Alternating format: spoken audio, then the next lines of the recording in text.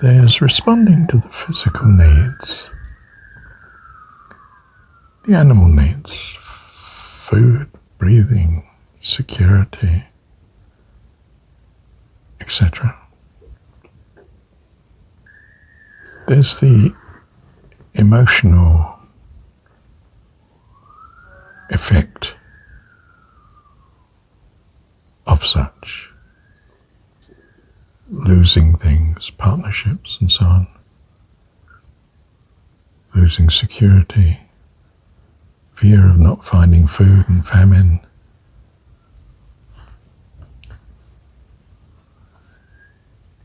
The next level up, there's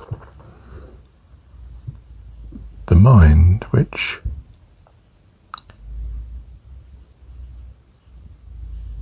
attempts to achieve according to the emotions, the heart, if you like, which is what's responding to, below that, the body, so to speak, physical needs.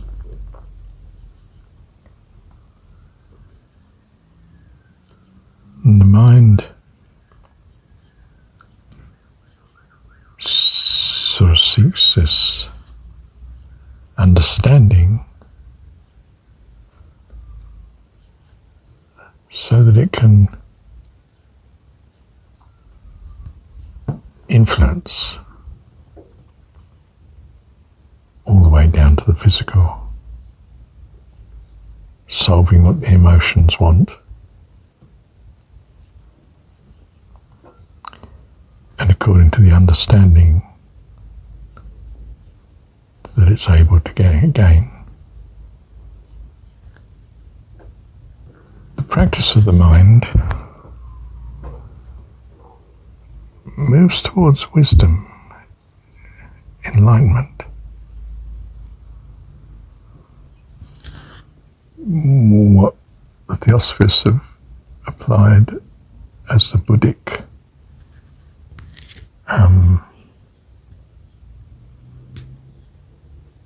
form that we also have. So we have a physical and emotional, a mental, causal, and then Buddhic. It's the creativity of the causal mind, body, so to speak, that we have. Comprehensiveness, which is really a wisdom.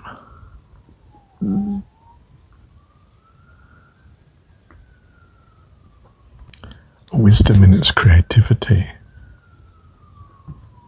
A sort of grasp of the bigger picture.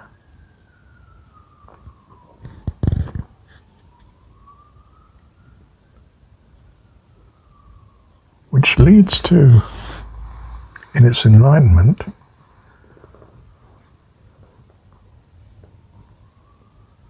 to realize the importance of love, relationships and love.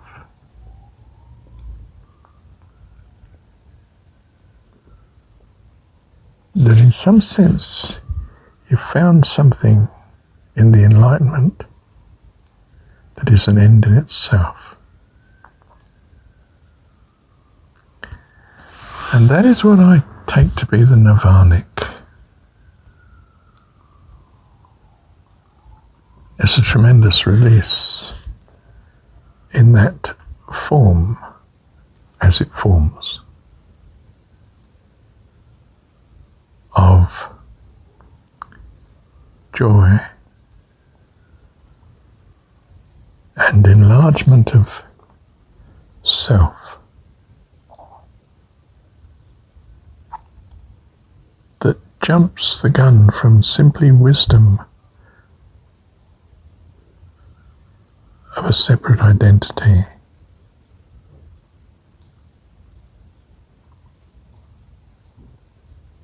to a holistic grasp. You know, the first rungs of this ladder are loving someone else. Some people never find love in their life. Some find it once or twice. Few find it in large number. More likely, in the higher rungs of this nirvanic state, this oneness is extended to all of human life, in our case, and other life forms too, not just our pets, but the creatures we come to know and think of, and in the end, all life. You might think this level might have been called the Buddhic level, but you could say it's the second stage of, and the first stages of the Buddhic level would be simply concerned with the perfection of self, enlightenment of the self, whereas the nirvanic one, in embracing other lives, at least, say, one's partner, marriage partner, and next your own children and so on, and next to that your own neighbourhood and friends and people and animals and all creatures in the end. You rise to experiencing the development of another body as well. Each of these bodies is in some sense superimposed and a consequence of the success, if you like,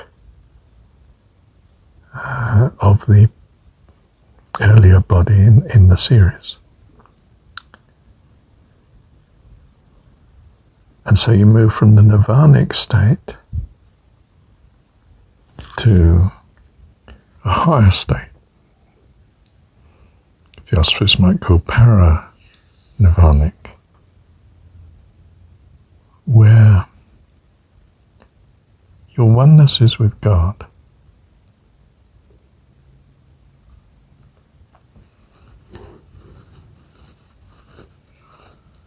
At the top of it, you're a friend of God's. Perhaps in capability, dare I say it, but in some sense comparable to God, certainly compared to the lower states.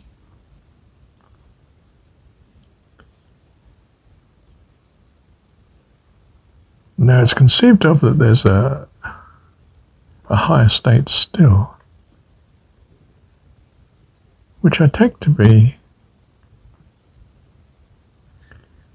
at least the stages in final merging with God.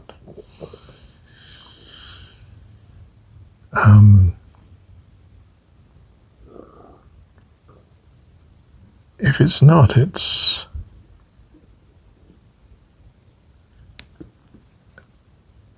ultimately to become the equal with God. And it being, of course, safe for you to do such from God's point of view, and others that have reached that, what can be called paranrrvaanic state or plane or self or body.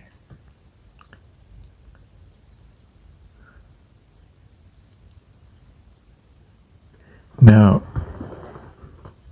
I take the Christian religion, conversion, to launch you from whatever state you were in,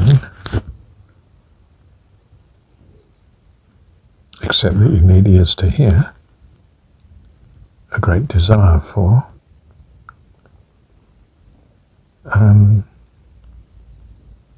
that you jumped into the nirvanic plane. Partly because the experience of conversion, where you come to love God, where you come to experience love, even if it's just one other person for a fairly short period of time, say 3 years, that fades for so many people. It's a glimpse of the nirvanic, much joy, much expansion of self, tremendous fullness of life that's beyond simply creativity,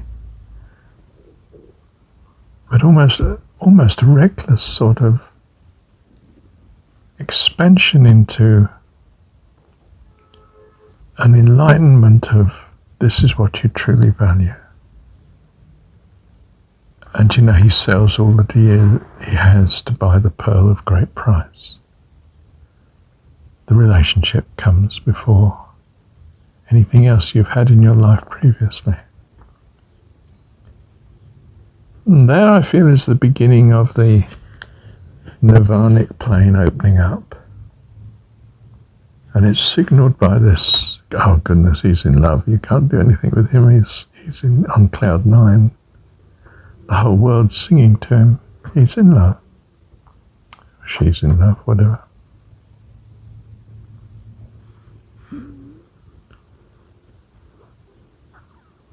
Now you extend this to your in-laws to some extent, to your kids, to your grandchildren, to other friends, fellowship members, whatever. It starts to be extended if it's developed. If it's not, you sink back onto the Buddhic plane where you're trying to be a good member of society, really, with some sort of comprehensive view of your society's welfare. Or you may sink right back to simply where you were before most of the time, which is being dominated by the mental causal plane. You're concerned now about keeping the home together, having a career, and so on and so forth. Your kids going to the right school, and that so that they will similarly have a good career and so forth. And you may still have quite an influence going on of the astral plane of, you know, you eat too much and possibly you drink too much, and possibly you're a bit indolent, you're not that industrious on the causal plane. You lose your job for some, you know, really weren't up to it and didn't pull your weight. Perhaps some dishonesty or lack of integrity or whatever they didn't like and objected to. You know, you sink back into that morass. The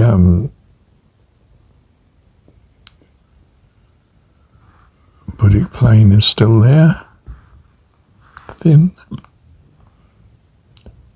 The nirvanic plane is, well, it's a sort of history in one's mind, but there is slight touch to it. And that's the lot of a large proportion.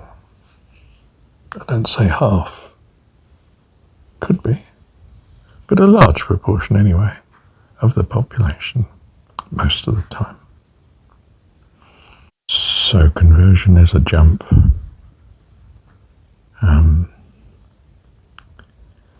Majorly into the nirvanic plane, where the love has reached up to pretty close to being focused on God in such a way that it's like a ratchet process. Having gone into it, you remain in it. It's captivating. Now, we have seen in the Christian religions, the one I'm aware of, wonderful conversions like that, and one or two people appallingly converting back the other way, and they drop down what seems to be permanently back even below the Buddhic plane into just the causal, and can cause havoc.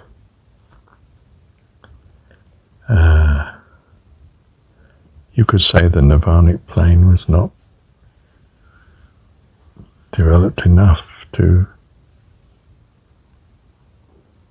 for them to jump to the highest levels of the nirvanic plane.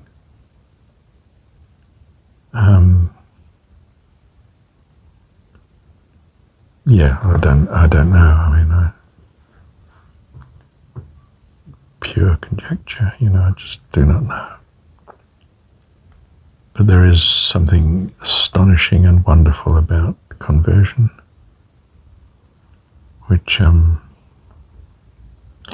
doesn't seem to be recognized in Eastern religions. They rather suppose that, no, it's always a gradual process, except the Zen, of course, as we've mentioned. They think it can be achieved in very rapid situation, fast-moving, short period of time. But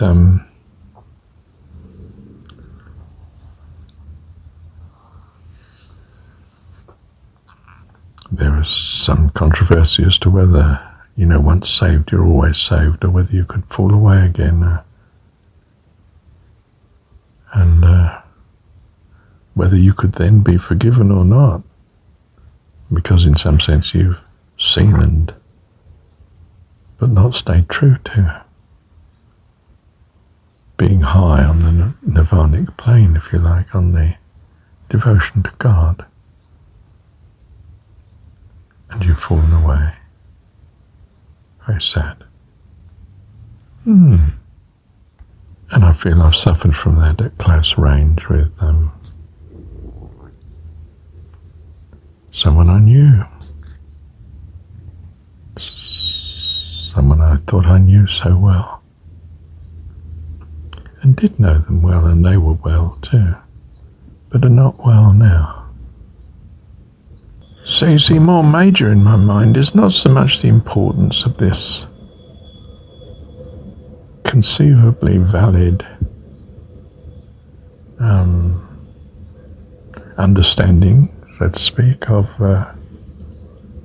who we are as a person and how we develop and what conversion might be. But more importantly, God in this picture, like the conversion possibility.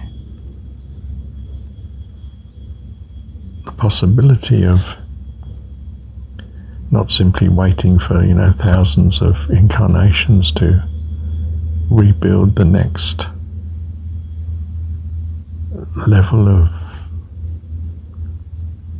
spiritual body that we are gradually accruing and building and strengthening on and developing,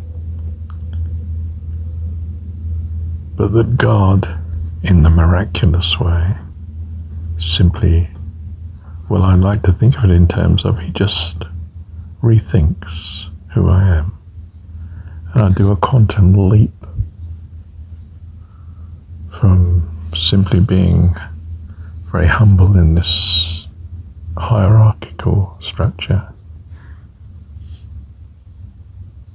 to extremely close to the top. It's the sovereignty of God that chooses to short circuit, cut across.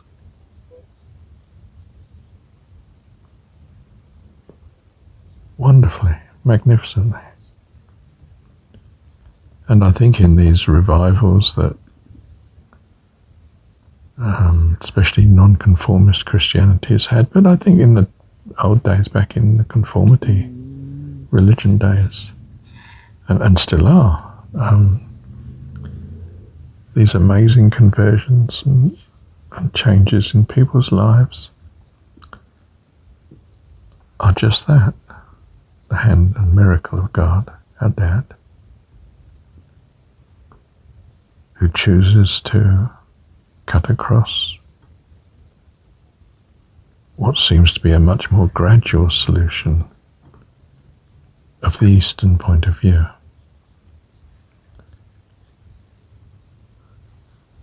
So I hold them both as being simultaneously correct views and compatible. You might say, well, your view, Marshall, doesn't really match either the Eastern or the Western view. And that would be true if you mean fully, or if you mean as you see it. I think there's a certain variability to how we see things according to who we are. And I also think that God honors such variability according to what he thinks and understands will be for the best for each of us.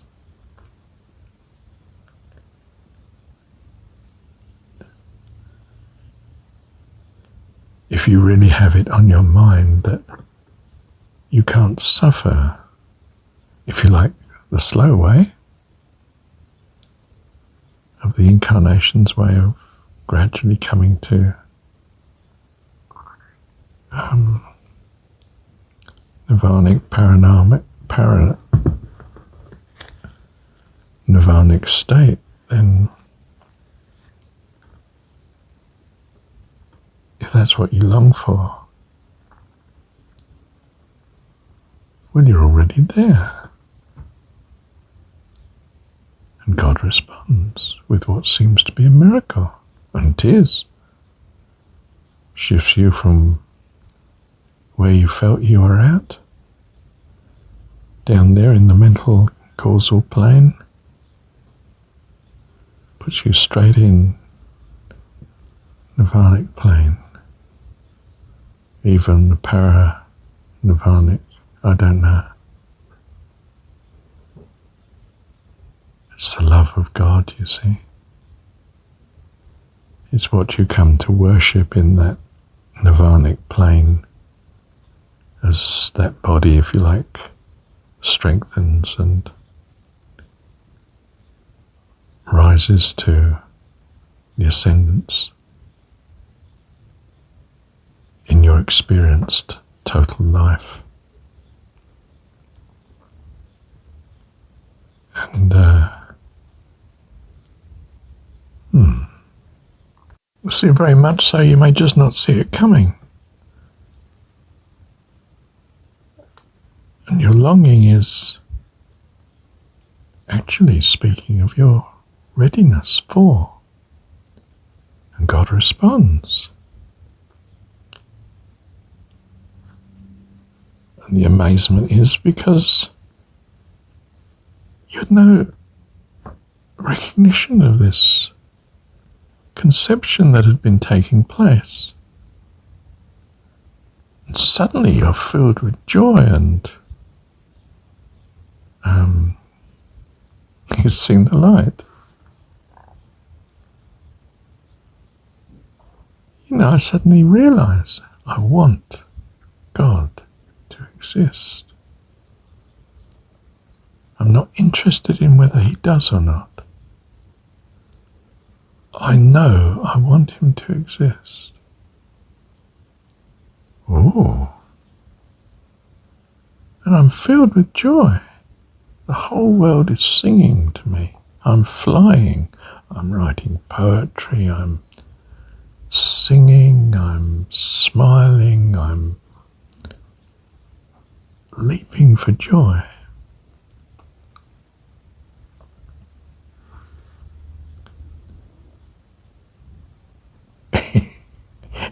He's bipolar, except he doesn't come down again.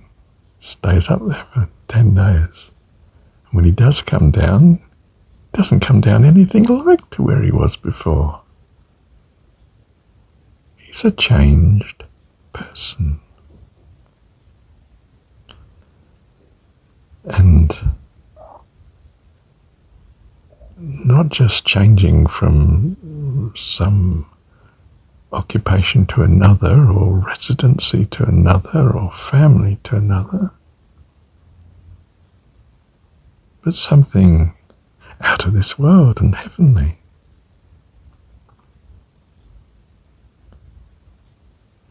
Everything's changed.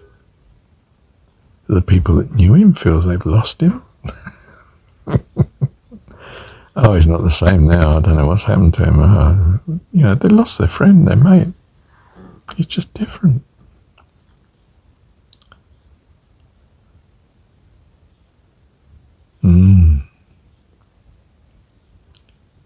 That was the amazing thing, I think, that's emphasized in the Christian story. And some of the Christian religion that took off from it. The Methodists, would you believe, were fantastic at one time. So were the Quakers. I mean, they were known as Quakers because they shook and they raved, and at their meetings they were just through the roof. The Salvation Army, the earlier devotees were staggering people, going out missioning to the poor people in the north of England and so on. You should read that book, My Best Men or Women, Carlson, was it? Salvation Army women that are out there on the streets ministering. Wonderful, wonderful souls, just from conversion. It looks as though they jumped from the, if you like, unbelieving Christian religion type, constrained to be a follower, or one that completely rejected all religion and became saints. The saints are in that nirvanic plane, you see? And the paranrrvaanic plane above it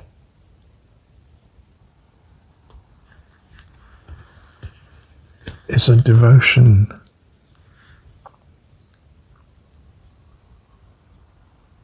increasingly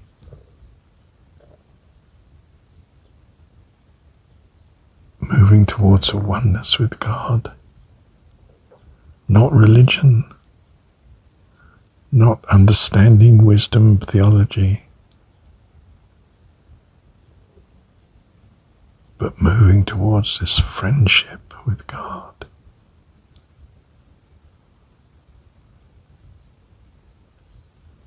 Simply the effect of his company and knowing him so well.